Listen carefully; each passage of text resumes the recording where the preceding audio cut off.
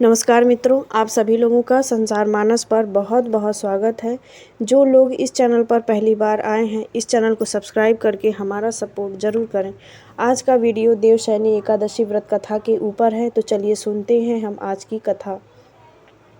धर्मराज युधिष्ठिर ने कहा कि हे केशव, आषाढ़ शुक्ल एकादशी का क्या नाम है, इस व्रत के करने की विधि क्या है और किस देवता का पूजन किया जाता है। श्री कृष्ण ने कहा कि जिस प्रथा को ब्रह्मा जी ने नारद जी से कहा था, मैं तुमसे कहता हूँ। एक बार देवर्षि नारद जी ने ब्रह्मा जी से इस एकादशी के विषय में जानने की उत्सुकता प्रकट की। तब ब्रह्मा जी ने उन्हें बताया कि सतयुग में मांधाता नामक एक चक्रवर्ती सम्राट राज्य करते थे। उनके राज्य में प्रजा बहुत सुखी थी, किंतु भविष्य में क्या हो जाए यह कोई नहीं जानता। वे भी इस बात से अनभिज्ञ थे कि उनके राज्य में शीघ्र ही भयंकर अकाल पड़ने वाला है। उनके राज्य में पूरे 3 वर्ष तक वर्षा न होने के कारण भयंकर अकाल पड़ा। इस अकाल से चारों ओर त्राही त्राही मच गई। धर्म पक्ष के यज्ञ, हवन, पिंडदान, कथा, व्रत आदि में कमी हो गई।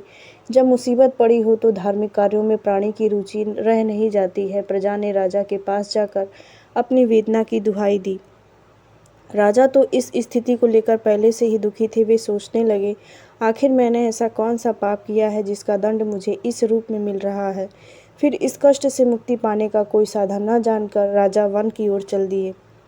वहाँ विचरण करते करते एक दिन वे ब्रह्मा जी के पुत्र अंगिरा ऋषि के आश्रम में पहुँचे और उन्हें साष्टांग प्रणाम किया। ऋषि ने उनके आने का प्रयोजन पूछा। तब राजा ने हाथ जोड़कर कहा, हे महात्मन, सभी प्रकार से धर्म का पालन करता हुआ भी मैं अपने राज्य में दुर्भिक्ष का बहुत ही भयंकर दृश्य देख रहा हूँ। कृपया इसका समाधान करें। यह सुनकर महर्षि अंगिरा ने कहा कि राजन, सब युगों से उत्तम यह सतयुग है। इसमें अगर कोई छोटा सा भी पाप करे तो उसे बहुत भयंकर दंड मिलता है। इसमें धर्म अपने चारों चरणों में व्याप्त है। ब्राह्मण के अतिरिक्त किसी अन्य जाति को तप करने का अधिकार नहीं, जबकि आपके राज्य में एक शूद्र तपस्या कर रहा है।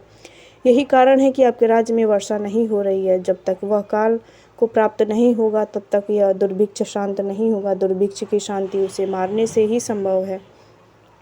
राजा का हृदय एक नर अपराध शूद्र तपस्वी का शमन करने को तैयार नहीं हुआ। उन्होंने कहा, देव, मैं उस निरपराध को मार दूं, यह बात मेरा मन स्वीकार नहीं करता। कृपा करके आप कोई और उपाय बताएं। महर्षि अंगिरा ने बताया, आषाढ़ माह के शुक्ल पक्ष की एकादशी का व्रत करें राजन। इस व्रत के प्रभाव से अवश्य ही वर्षा होगी। राजा अपने राज्य की राजधानी लौट गए और चारों वर्णों सहित पद्मा एकादशी का विधि पूर्वक व्रत किया। व्रत के प्रभाव से उनके राज्य में मूसलाधार वर्षा हुई और पूरा राज्य धन धान से परिपूर्ण हो गया।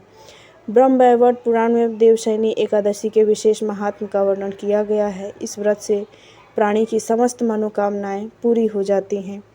देवशयनी एकादशी के दिन भगवान श्री हरि विष्णु संपूर्ण चराचर जगत के कार्यभार से मुक्त होकर चले जाते हैं क्षीर सागर में विश्राम करने।